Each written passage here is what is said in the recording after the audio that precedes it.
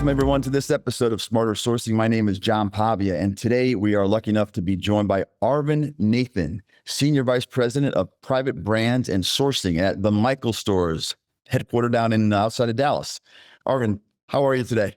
Fantastic. Thanks so much for doing this. I really appreciate it. I know we're taking time out of your day. And looking at your background and preparing for this, I usually start out these interviews asking the guests to tell us about their personal journey, how they got here. Your journey is a lot longer than most of our guests. So I'd love it if you could give our listeners and viewers a sort of the Reader's Digest version of your journey and how you got to where you are today. Sure. First of all, thanks for having me. I've never done this before, and I'm excited to be a part of a podcast which is focused on sourcing in general. I think there are a few of this sorts, right? My journey, well, humble beginnings. Grew up in India. Dad was an engineer and mom a homemaker. I mean, not surprising, values, discipline, education was the key focus in the house. Kind of when I look back, I would say that that's what shaped who I am today. But never ever expected that I would end up in retail doing what I do today. I want to be very clear. I did my bachelor's in math and computer science, and then interestingly took a major turn and did my postgrad in apparel manufacturing and merchandising. Can I ask you, what did you think you wanted to do? Like when you were in the and when you I didn't know. I honestly did not know. As I finished high school, I thought I wanted to go into math and computer science because I was good at it. I had computer science in school, and then I had the typical STEM subjects of math, physics, chemistry. And math was always near and dear to me, which I think clearly helps me today. But when I finished my bachelor's in math and computers, I was like, no, I don't think I want to do this. I wanted to get into something management, but find the right balance between creative and pure numbers and STEM. So I got into this program in one of the pretty renowned institutes in India called National Institute of Fashion Technology. Did my postgrad there. And then in all honesty, even when I finished my postgrad, I wasn't really sure. I had invested 2 years into it and I still wasn't sure. But then what changed for me is my first internship through my postgrad. I think that's where things started kind of shaping for me. And I said, you know what, I can get into manufacturing and retail. And that's where my journey started. Trust me when I say this, I've had my fair share of challenges, but I will say a lot of learning, a very rewarding career so far for sure. I've always felt like there's always something to learn in your experience. Every experience teaches you something. Either it teaches you what to do or it definitely teaches you what not to do. But you got something to take away from it. And then through my journey, I've been fortunate to live in 3 countries. Of course, I grew up in India. I lived and worked in Sri Lanka. I lived and worked in Hong Kong, and then moved to New York, and then have been in the US since 2005. And so I've been very fortunate to meet, travel a lot, meet a lot of people, experience a lot of cultures, seen a lot of product and manufacturing. Well, I started my career in apparel, right? But then I think I've been very, very fortunate to see more than apparel. I spent time in home, hardlines, toys, seasonal electronics. I spent some good time in pharma, vision, over-the-counter stuff, consumables, food, and then even actually spent a couple of years in technology enablement in the procurement space. So yeah, can't complain. I definitely have had a very rich and exciting career so far. And you spent 12 years, I believe, at between Walmart and Sam's Club, correct? Yes, sir.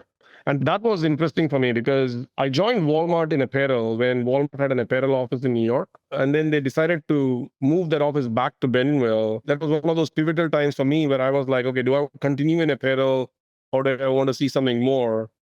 And I got some very good guidance from senior leaders. And they were like, hey, if you want to get into more strategy work and broaden you have the depth, but if you want to get more breadth, you got to go to Bentonville. So moved there, and then I actually played the playbook. I spent a lot of time in different parts of Walmart and learned a lot of things, was able to impact a lot of things. And so it's been good, yeah. Let me ask you this. Before you got to Walmart, when you came to the US, was Walmart the first, were you already with Walmart? Was that the first job you had? No. The first job I had was, so when I worked in Hong Kong, I worked for this apparel export company who had their own manufacturing setups in Bangladesh and Sri Lanka. And they had an import arm in the US, which is what got me to the US. I never had any plans to come to the US, but it just kind of played out that way. And I mean, that company doesn't exist anymore, but the chairman of that company wanted me to move to the US and see what I can do and how I can grow the US entity. And then in 2008, when the market crashed and things were not, retail took a hit too. Walmart kind of happened out of the blue, and I just moved to Walmart. And then, I mean, it was exciting, nerve-wracking at the same time, working for the world's largest. But I tell people that I moved from managing a $20 million business to I think billions of dollars of business overnight. The scale just can be a little overwhelming, but yeah, so that's what got me to Walmart. It was fantastic. So before we talk about the transition from going from small to big, what was the transition like coming to the U.S.? And not just, obviously the personal transition, getting to know the ways and cultural differences here, and getting integrated into that, but also from the perspective of how you did things at a professional level and from a sourcing and procurement level in India, and then how it was done here. Was that a large learning curve or not so much? I think, it's always a learning curve. So I'm not going to say, yeah, it was easy. I mean, keep in mind, my first 6 months when I started this career, my first 6 months in Sri Lanka was in a factory, right? And I did everything from warehouse stocking to managing production lines, packing, loading containers. So it was a fantastic learning ground for me. Like, you have to remember, back then, a manufacturer was a pure manufacturer, right? How something sells and how the customer responds to it was not really a manufacturer's concern. I'm talking like 2 decades ago, right? Today, the distance between like supply and demand is a lot shorter, right? And there is so much of data, there's so much of insight. That linkage is super rich, right? I think what has helped me in my career transitioning, whether it was from Asia to the US or even within Asia, has been that you understand that side of the world. So for you to better impact this part of the world, I think that's the way I would say it. With regard to cultures and like just getting to how do you embrace a new country and a new set of people and a new set of belief system and so on and so forth, I think the best way, I always tell people this, is don't try to navigate it, just understand it. I think that's number one. Even today, when I travel globally, I always try to find some time to experience the local stuff, right? And whether it might be a local marketplace, or it could be any religious place of worship, right? Or it could be an experience with food and culinary art in that country. I'm a little bit more daring, so I don't stop myself from venturing into street food and things like that. So, but I think by nature, I'm curious. And I also believe that curiosity might be like the most active form of respect. So when I go to a country, I soak it in. So I'll give you a funny example of New York, right? So I used to live in downtown New York in a small studio apartment with our office was it was on 34th Street. So I don't know, that kind of midtownish area. Yeah. And the first day I landed, I didn't understand what uptown and downtown was, because that's a very American concept, right? I mean, I can understand north, south, east, west, but uptown, downtown took me a bit. So then I took a cab because I was like, why risk it? I needed to get to work on time. So I took a cab, and when he was getting close to the destination, he was like, east side or west side. And I was like, what do you mean by that? And then he said, then I said, okay, east side. Then he was like, near corner or far corner. And I was like, okay, why is that? Why is this so complicated, right? Like, just drop me on across it. But I think the beauty of that is you realize that this country is all about choice. And you realize that choice is important for a consumer, right? I know it might be like you walk into a deli. I remember my first experience walking into a deli, and I could not decide which milk to buy because there was so much. There was so much of variety. So I think what I'm trying to get at is be curious, try to understand, and then you got to make the effort of soaking it in. Like you got to put in the effort. You can't go and say, oh, this is how I am. We are culturally different, so that's the way it's going to be. I am of a believer that there are more similarities than there are differences.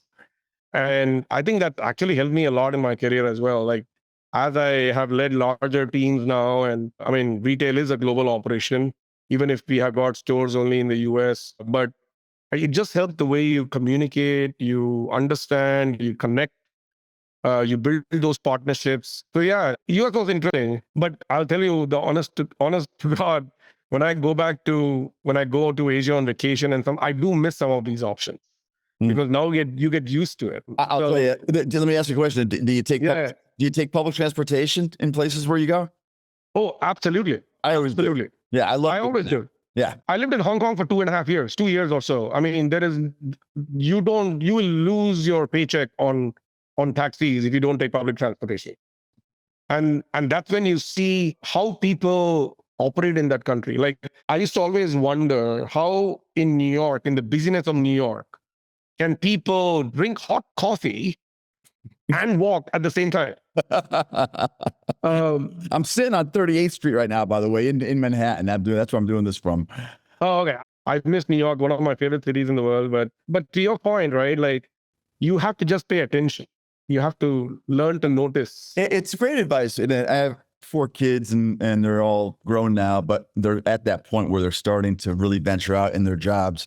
And I do think, I love your line. You got a couple of great ones in there, by the way, but I love the point about taking it all in. It also allows you to share stories and share, even if it's, coming to work in Manhattan and after growing up in India or whatever, and now you're leading a team and they're in here in New York, you're only going to be able to share experiences with them if you're experiencing the things that resonate with them. And it could be getting stuck on a subway, wondering why a subway is stopping. But when I go to different areas, I love navigating from one place to the other using public transportation, buses, subways. Taking a taxi is easy, doing an Uber is easy, but doing it, doing it the other way, and it immediately gives you something to talk about when you get to the office. But yet another line. I love the idea. Your comment. This is just I'm gonna frame this one. Today, the distance between supply and demand is a lot shorter than it used to be. And man, that is so true. I mean, the world has gotten smaller in so many ways, but that is a great line. And from someone who's, sheep dip in sourcing and procurement, and I'm sure a mentor and a teacher to so many younger folks who are now coming into that group, that is something that I think not enough people focus on and really understanding what's going on both ends of that spectrum. Yeah, you're absolutely right. I mean, if you look at the variables, right? And I was talking to somebody else the other day. You talk to anybody who's in the space who does trend, product development, sourcing, supply chain logistics. The tools in their toolkit are either the same or very similar, right? So if you talk to somebody in sourcing, they'll talk about cost negotiation. They'll talk about cost breakdown. You talk to somebody in product development, they will talk about trend services and things like that. Like, how do you get to the right amount of information for you to plan these things? So the way I see it is the tools in the toolkit are very, very similar, if not same. I think where it becomes, if you look at these tools or attributes as variables and constants, and this is my math brain kind of talking, right? How you build the equation that supports your organizational strategy and delivers to the necessary results, I think that's where the magic comes. It's like saying that every chef has got a unique recipe with the same ingredients to make that one dish that tastes better than the other. So, I think that's where it's tricky. It's difficult because you could over-index on one variable and mess up the equation. It's a very fine balance, actually. And if you don't constantly, and that equation is constantly evolving because your variables might change or the intensity of variables might change. If you're not constantly trying to look at it and trying to tweak it, adjust it, improvise on it, then you're most likely going to run yourself to the ground and out of business. So let's talk about, given your title and what you're focused on, private brands and sourcing for private brands instead of national brands. And I think for the folks who are listening and watching who are experienced in sourcing and procurement, they're going to get that right away. For the ones who aren't, but for whatever reason are still tuning in, why don't you unpack that a little bit and go through if you could, address the differences between the two and the skill sets and the considerations that go into one versus the other. I always believe that private brand is harder. All right. I'm not going to say for folks who are listening in, who are focused on national brands, That's not easy. But I honestly feel that private brand is a lot harder. And the degree of difficulty can vary based on what product category, what business, what industry you are in. People think that private brand is a copy paste of a national brand with your own label, maybe a slightly different packaging and a slightly different product spec. But I don't kind of see it that way. I feel that private brand is a reflection of what that retailer stands for and how that retailer wants to connect to their consumer, their customer base. So it's very personal, right?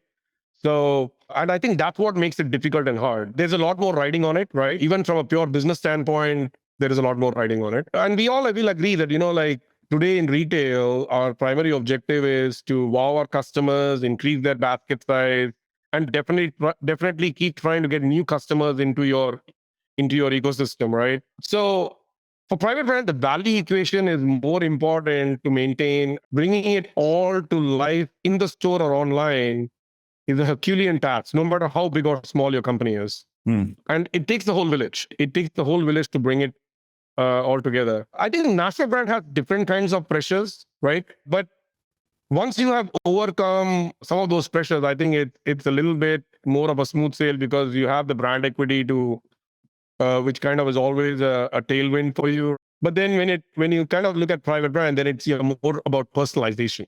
You're more about what does it mean to my customer, to my consumer, and what is it that it should scream about me as a retailer to them. And I think that's where things get very difficult for private brand. So you must have had thinking about the years you had at Sam's Club and at Walmart, man, there's a lot of private label going on there, private branding. Absolutely. I mean, even at Michael's today, we have a lot of private brand portfolios. So we have about 14 or 15 private brands. It's growing. It's very customer and activity and creativity specific. So again, it's all about personalization. How do you show up? Otherwise, it's like, I think that's where, if done right, it can be a big thing.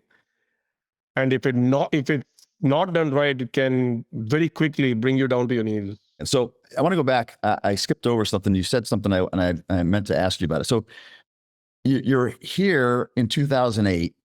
But with the Hong Kong company still, right? I was with the Hong Kong. Well, I moved to the US in 2006, 5 and 6. And 6 to 8, I was with this Hong Kong company.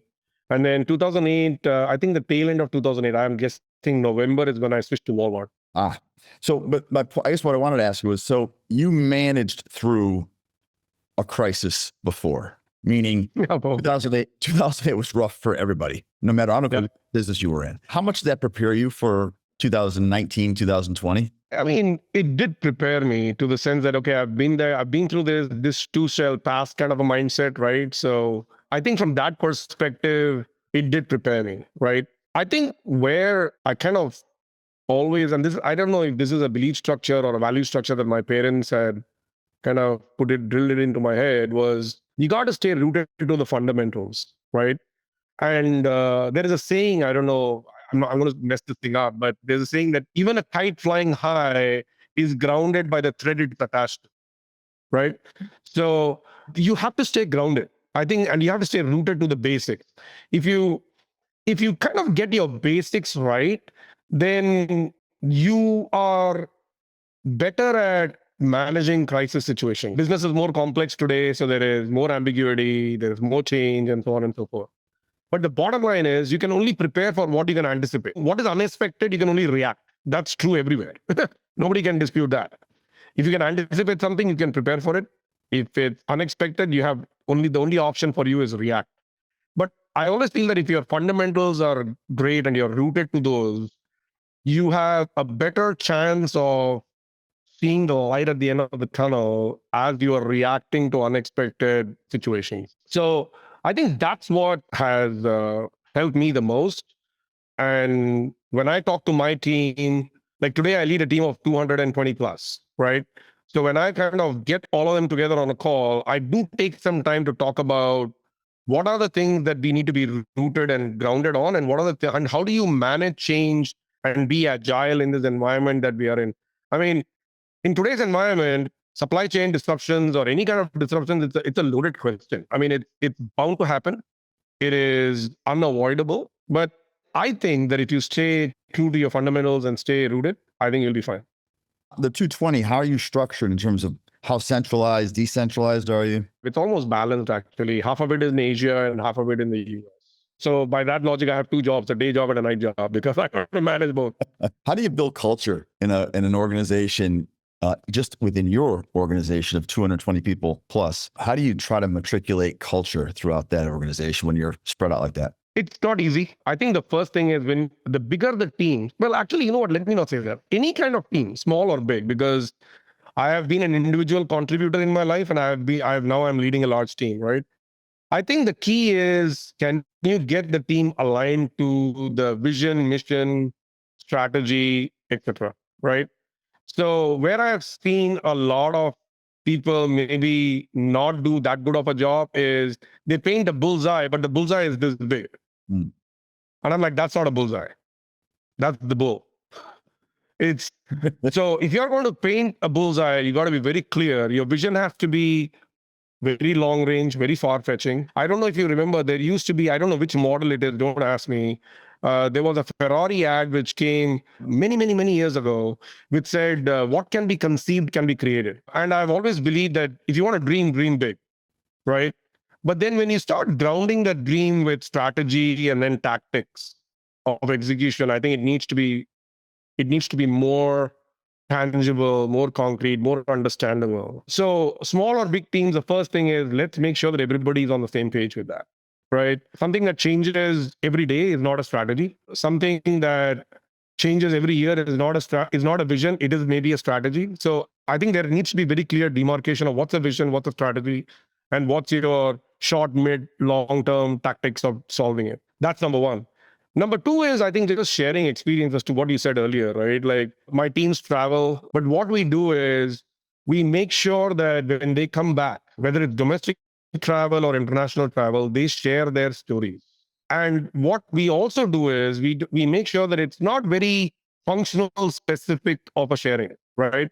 So, for example, I have training, product development, quality compliance, and sourcing, right? So if a sourcing team member goes out somewhere and they come back, when they are sharing, they are not sharing just to their organization, they are sharing it to the broader group. A couple of things. One is, it creates interest and curiosity kind of levels go up. Second thing is, it validates some things, because if 5 people are seeing the same thing, then there is a certain amount of validation that comes out of it. And then it also allows individual team members to think about other career options. Like, the grass is greener on the other side of the fence till you cross the fence and get onto the other side, right? So if I am intrigued by something that's happening in supply chain, and I'm like, oh man, that looks like a much nicer thing to do, I will start moving towards that, or trying to at least start learning and understanding that a little bit. So I think that allows us to and the most important thing is, allows the teams to bond. Today that everybody is I don't know, is running at like 150 miles per hour. It's very important for leaders to tell their teams to take a minute, pause, take stock. And then these are the avenues where there's a little bit of fun. I'm sure everybody has had some interesting experience. So I think it brings people together as well. And that's what cultural familiarity and assimilation is all about, in my opinion, right? Like, so the cause is very clear. What we are doing is very clear. It's really aligned. There's very open dialogue. So if people, at least in my team, I know that if somebody doesn't agree with me, they will raise their hand and they will be like, hey, we don't agree with you. And then the question becomes, why not? And then you kind of start peeling the onion. And I will say, there have been many instances where I stand corrected, and it is totally fine. I always tell my team, like, I would rather eat humble pie than go down a wrong path and then crash and burn. So I think that is how I believe culture just becomes in a more embraced state than, I don't see it any other way when we do large teams. Is that, let me ask a question on that one. Is that a cultural thing that's unique to the US? And it's a curiosity question, meaning that the leader of a large organization, a 220 person sourcing and procurement organization worldwide, that they want to be challenged and it's okay to be proven wrong. Whereas I've talked to, and I say this, I asked the question because I've had the comment made that that is more uniquely American than it is, especially over in Asia? I don't think so, because it's got nothing to do with region. It's all got to do with the individual's mindset. You could have, I have seen leaders in the US who have done, who are not very collaborative, who are very top down. I have seen leaders in Asia who are super collaborative. I mean, in today's world where information is so abundant, you have to be more aware of what's going on in the rest of the planet, right? You can't work in a silo in your. And I think work cultures have definitely evolved. There are some companies where it's very hierarchical, it's very top down, but also there are companies where they are thriving because it's a very rich environment and every idea is a good idea. And early on in my career, I think I have been a little bit more daring when I say this. Like, for me, I don't care if the idea is good, bad. Like, when you're younger, you're always head in first, right? You don't think. And but I always say, let me get it out, right? And if somebody doesn't agree with me, they'll tell me why. And then the benefit of that is that now I will course correct myself. So I'm not sure if it's a cultural thing, John. I don't think I can peanut butter spread that across all of US or across all of Asia.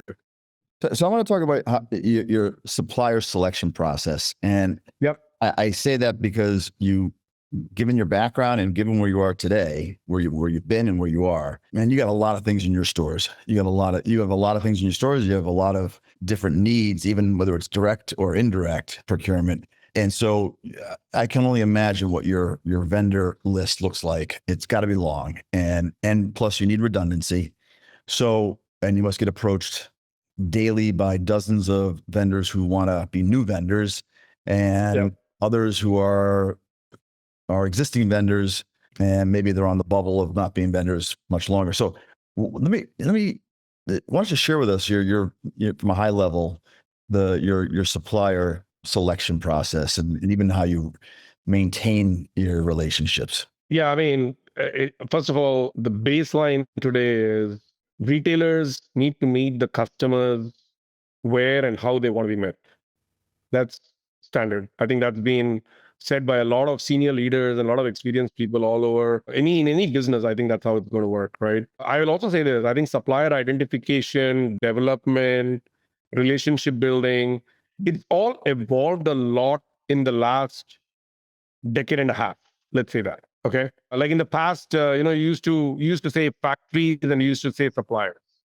Now today you can use those two names very interchangeably, right? Like back then, manufacturers or factories used to only produce, and then suppliers used to be like the middlemen and so on and so forth, right? I think suppliers who partner better with the retailers on this journey of growth are the ones who will see longevity in the relationship. And what I mean by that is focusing on revenue generation as well as cost reduction or something like that, right? So you got to be a part of the solution all the way to the end customer, right? Most retailers or most companies who are in the process of buying and selling will have a matrix, like what you said, my matrix is pretty big.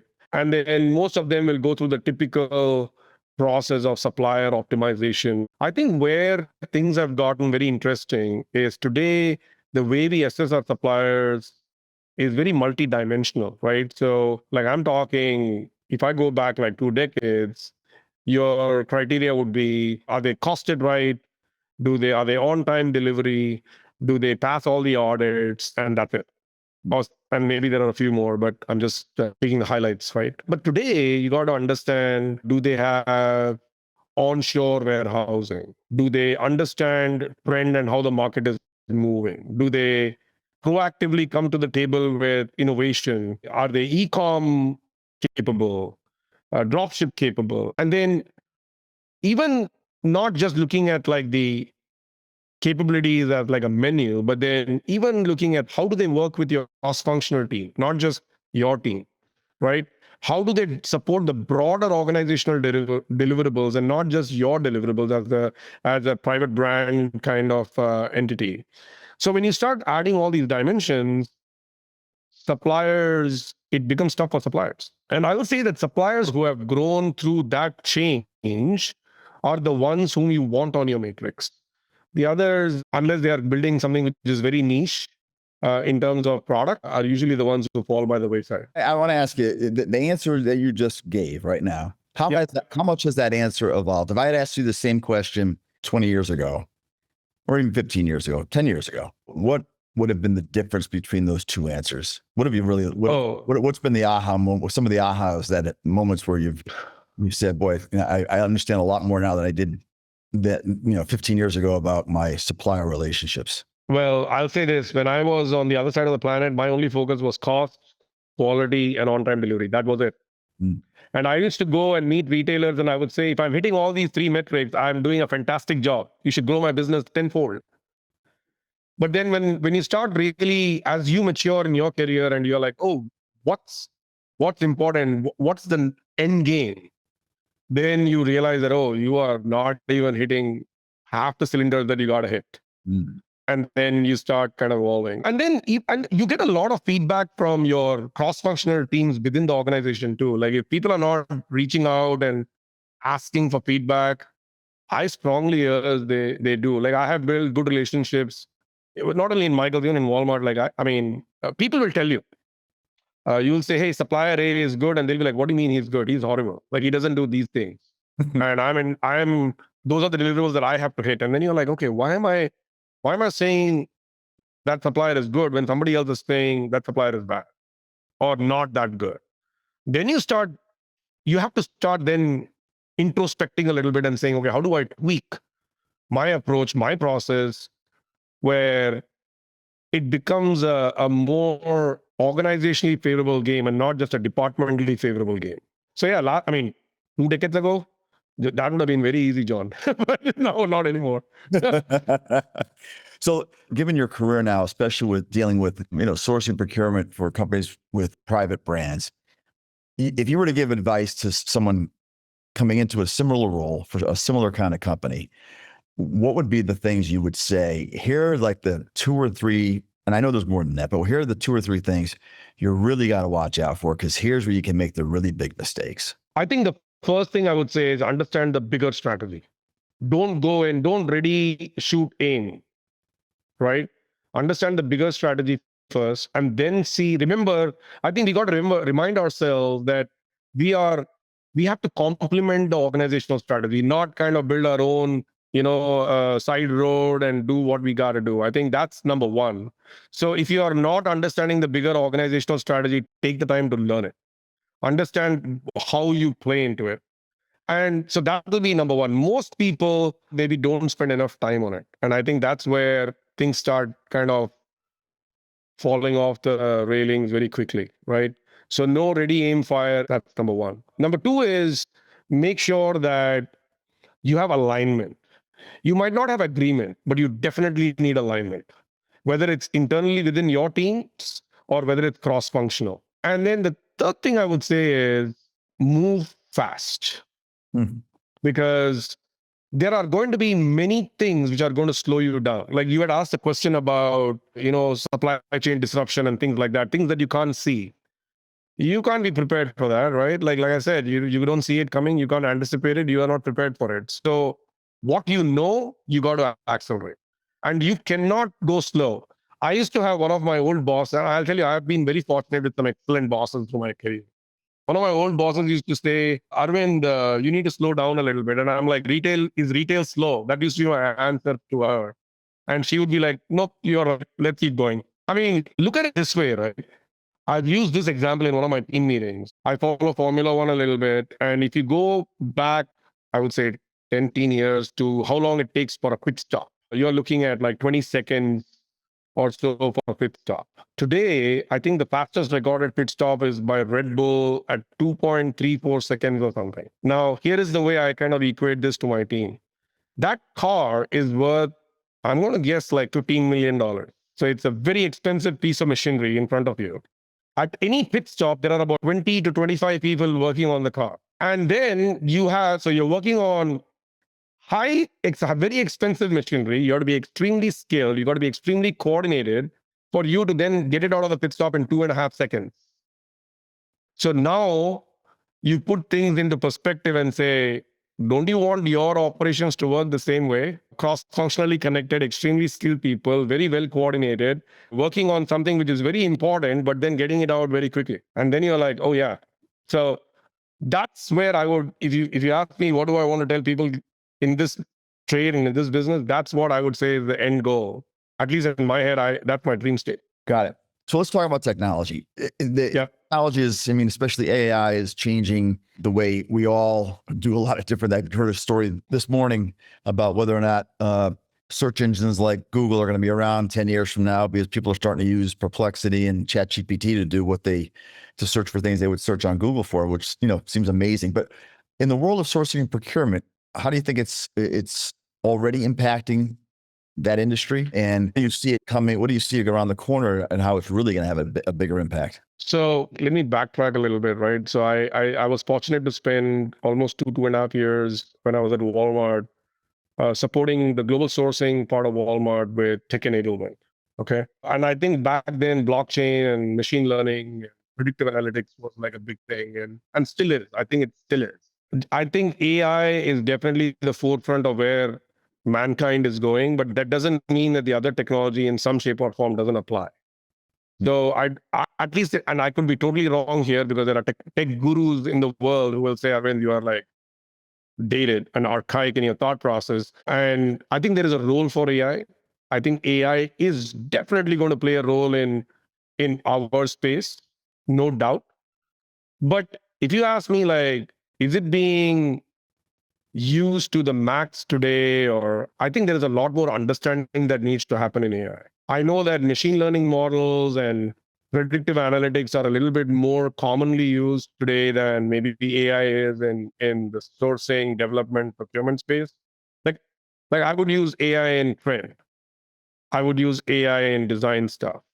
But am I using AI in predictive modeling of what to, like, where to source and how much and move things around and all that stuff? I don't think I'm there yet. I think there is a lot of opportunity in procurement and retail space to build data assets, right? I think data assets in general are maybe an opportunity. So is it going to play a big role? I think there is no escaping it. I think it will. But is it going to play a big role tomorrow? I don't know.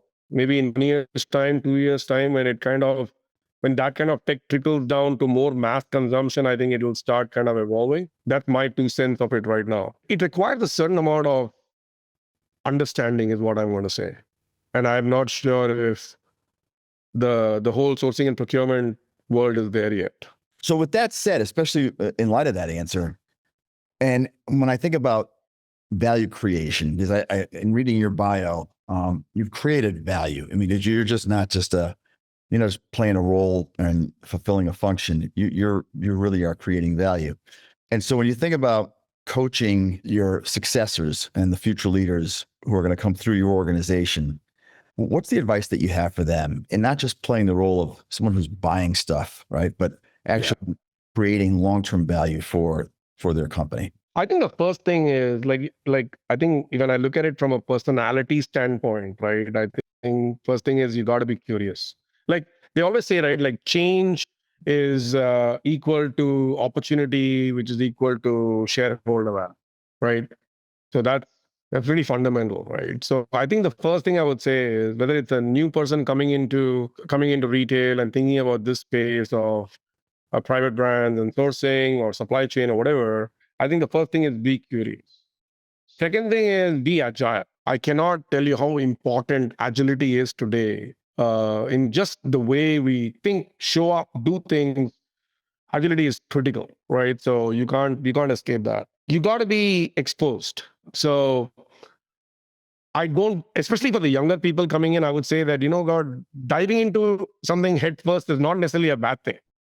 You might want to wear a helmet when you do that, but it's not necessarily a bad thing. It will teach you things that you might not learn if you play it too safe, or if you are in your own bubble, right? You have to be exposed. You have to do the time, and then you have to own it, right? Like today, value creation. I'm like, you talk about value creation. I don't do value creation because somebody wanted me to do value creation. I do value creation because I want to do value creation. So you got to own it. You got to be, one of my old bosses used to tell me this was a very old mindset of running a business, right? Like if you go to a small mom and pop store, their concept is that you come in the morning, you open the ledger, you will count the cash in your ledger, right? And let's say you have $100. At the end of the day, you count your cash again and you say, okay, do I have 150? Do I have 200? You have to have that mindset in almost everything that you do. Everything, every action, every decision has to have some gain in it. Otherwise, it's waste, right? The last thing I would say is at the end of the day, it is a people business. So you got to figure out how to work with people. Even when AI takes over and there is always this thing of is AI going to take over our jobs? Well, I believe that AI is going to push us to do bigger jobs and more thought-provoking jobs and things like that. So, and even in that environment, you got to collaborate with people who are around you. You can't just ignore that. So I think those would be like the big thing that I would say, like anybody who's leading a team or is in a team or trying to get into this business, like college pass outs and things, people who are wanting to get into this industry or any industry, I think they should be curious, agile, own it, be exposed, and then remember that it's a people business at the end of the day. Man, I'm telling you, that is some great advice. It really is. And I think about, the hours I spent with, whether it's my kids or just younger people who are coming up through the ranks. And I've said this many times, which is with the more and more technology is being used in every aspect of our private life and our personal life or our business life, it puts a higher premium, I think, on the ability to human interaction. Yes. And can effectively communicate and collaborate. It's not, and that leads to leadership, right? I mean, you got to learn how, I think you have to learn how to communicate, collaborate. And in order to be a good leader, you can't just start with leadership. You have to, leadership involves a lot of things. And first and foremost, especially in today's day and age, I think I say kids, but the young people who are in their 20s and 30s coming up through the ranks, I think and I say this all the time, the thing that I see most consistently with the ones who are the high potentials and they move on and they get promoted, they are the ones who have the ability and have either, whether it's just God-given or they've honed the skill of being able to effectively communicate and collaborate, because it's becoming a lost skill. So listen, I want to finish with what we call the lightning round. I wanted to ask you a couple of quick questions and some quick answers. So let's start with what was the biggest thing you've learned in the last year? What was the big aha moment in 24, the last 12 months? I would say it's still a people business. I think that's the biggest thing. There has not been 24 has had its own challenges. And I think that if my team, me, and some of the other cross-functional teams did not come together, I think overcoming some of those hurdles would have been impossible. So I always remind myself that if you're going to deal with unexpected, you need people around you to help you, and you have to help people. So I think 24 tells me that it's still a people business at the end of the day. What's the biggest challenges you think we're going to face in 25? I think the variables keep growing. There is nothing more simple and nothing is simple anymore. I say that it can be complex, but not confusing. But I think gone are the days when we say, oh, keep it simple. You can't keep it simple. Simple jobs are gone. So I like that. You can't keep anything simple. Most likely jobs or tasks or whatever are complex, but it cannot be confusing. And I think as the variables grow, like, tell me, John, would you have considered geopolitics as a variable 20 years ago? Not like today. No way. Not like today. No. There you go. So I think that's what is going to be what's ahead of us. No, the equation that I keep talking about is now becoming a bigger equation. So it's more difficult to maintain the balance. So I 100% agree with that. Technology. So I know we talk about AI, but in the shorter term, what do you think is going to be the biggest technological impact in the short term? I think, I want to be clear for the audience. I think AI is an emerging tech, and there is more that it's going to do for us than ever before, right? So I do believe in it, and I think that it will play a big role. But I think in the short term, anything which enhances speed, anything which brings more predictive analytics to the table is where I think technology is going to be very super effective. And last, measuring success. How do you think what's going to change in, maybe already has, or what do you think is going to change in how we measure success as it relates to your role and your business? I like to keep it very simple here. I think to me, there are two variables which I always want to measure. There are two variables which will tell you whether you are doing a good job or not. First variable is sales. If you're in retail and if your revenue generation is not ticking upwards, you're not doing your job. It's period. Something needs to be fixed. Second thing I would say is something around how your team and your people are doing, right? Like a net promoter score, but more people focused internally, right? Because today teams go through a lot of change, but as a leader, I've been very, very particular about how much is the right amount of change. So the quantity of change is as important as the quality of change, right? So to me, making sure that I keep a finger on that pulse of how's my team doing, how is the NPS for my team, I think that's the second measure, and that's it. Everything else is just byproducts that feed into it, in my opinion. Yeah, this has been great. Not a question I had written down, but I'm curious because I teach on the side. My one vestige of still being a lawyer, I still teach constitutional law, and Oh wow! I put a lot of time in. I try to go into class every time prepared and trying to make it interesting and educational. Do you do a lot of teaching? Not at all. I think I'll be a very horrible teacher, to be honest. No, I disagree. I disagree. No, you weave in personal stories, and you have very, very clear views on things, and you express them well. So it's a compliment. Thank you. Well, listen, this has been great. I really enjoyed our conversation. I wrote down a bunch of things that you said. You gave some really great lines there. I have a book that I keep some lines that I really like, so I'm going to steal a bunch from you. But I really appreciate the time that you put into this. I really enjoyed our conversation. I look forward to staying in contact with you. Absolutely, John. Thanks for having me. All right, I'll close it up for all of our people, folks who are listening and watching. Thanks so much. I hope you enjoyed this episode, and we'll look for you the next time on Smarter Sourcing. My name is John Pavia. Take care.